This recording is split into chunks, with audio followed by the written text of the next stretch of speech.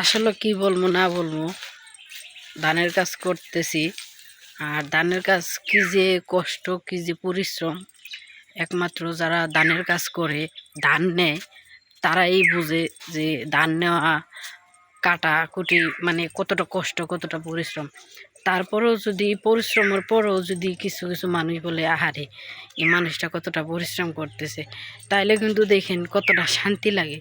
কিন্তু পরিশ্রম করার পরে যদি মানুষ বলে যে কি করছো, আর ভাই বলেন, আত্মীয় স্বজন বলেন, প্রিয় মানুষ বলেন, যাদের জন্য যাই কিছু করেন না কেন, দিন শেষে তারা বেইমানি করে।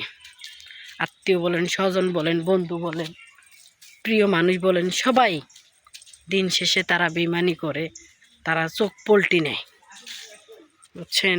এই কারণে কারোর জন্য কোনো কিছু করতে হয় না, তারপরেও না করে পারা যায় না।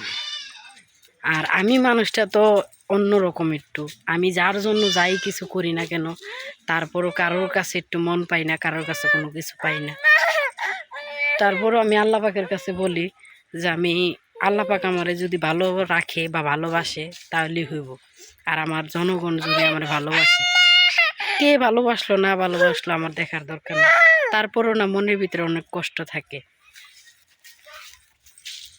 তো ভিডিও করি, সবাই ভিডিও পছন্দ করে না, সেক্ষেত্রে পলায় পলায় ভিডিও করি আর কি, শ্বশুর বাড়িতে। ভালো থাকবেন সবাই।